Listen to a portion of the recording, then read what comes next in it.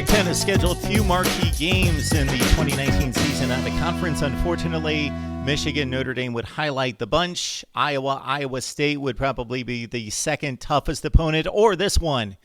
Northwestern taking on Stanford in Palo Alto in Week 1. The teams met back in 2015 with Christian McCaffrey and company being upset at Northwestern in Week 1, 16-6 en route to a Pac-12 championship game and a Rose Bowl win over Iowa. And this probably cost the Cardinal a college football playoff appearance in year 2 of the playoff. All right, let's set you up for this one. Northwestern, of course, winning the Big Ten Western Division last year at 9-5. They went 8-1 in conference play and have actually won 14 of their last 15 Big Ten games. Stanford 9-4, 6-3 in the Pac-12. Of course, probably in the most competitive division at the top of the division in college football, but also the Big Ten Western Division as well. These are probably the two most competitive divisions in college football with a number of teams that could win. Stanford, of course, competing against defending champion Washington State, who had the Pac-12's best record at 11-2 last year, and Oregon, a lot of people's pick this year.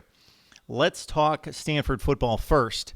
The offensive line is known for being big and mauling, massive, mammoth road graders. But the offensive line was depleted by injury last year and just did not perform well. They do have two supreme talents, though, in Foster Sherrell and in Walker Little, two five-star prospects who will need to play like it this season with Stanford's offensive line taking a hit last year. They just didn't produce in the running game, and much of that had to do with Bryce Love, who was the best running back in college football in 2017, hampered by injuries last year, and we just saw a few glimpses of what he typically is, but he's gone.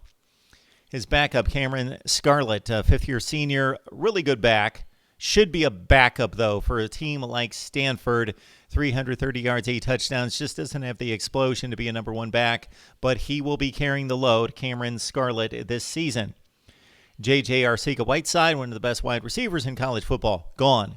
They lose Trent Irwin and Caden Smith as well. Kobe Parkinson will keep up the tight end tradition at Stanford. He caught 29 last year, 485 yards, and 7 touchdowns. All right, it all starts with senior quarterback KJ Costello. He doesn't have the weapons that other quarterbacks do, but he's one of the very best, not just in the Pac-12, but in the country, and they will heavily rely on him. And with a decent season, will own most of the passing records at Stanford all time. And keep in mind the great quarterbacks that have passed through this school, John Elway, Jim Plunkett in particular, going way back. His backup is Davis Mills, who Stanford fans can't wait to see as well. He was a high 4-star recruit. The defense, again, when Jim Harbaugh lifted this program to elite status in 2010, 2011, and they maintained that for about 5 years with David Shaw, the defensive front seven was one of the best in college football. That's not been the case in recent years. 43rd in S&P plus this past season.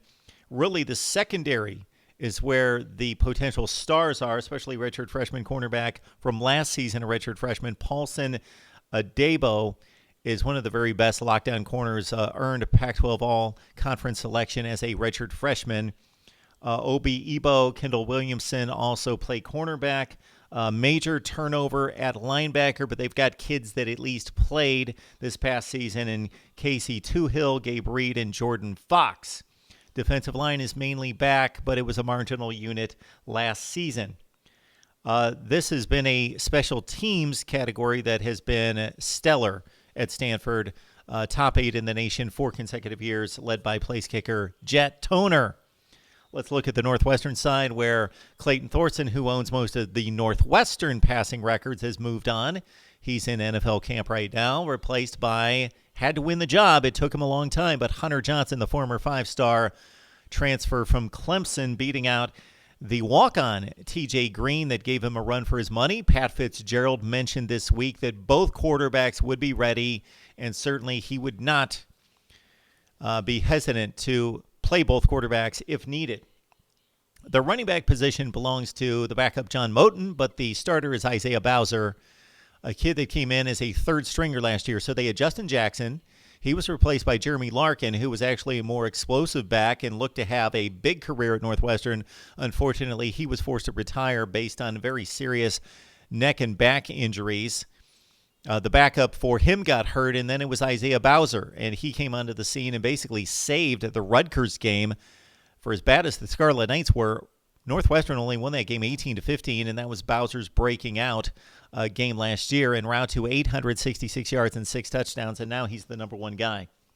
Receiver has never been a top-flight position at Northwestern. Typically, they've got a Cameron Green as kind of an H-back guy, tight end, split him wide, those type of big-bodied players.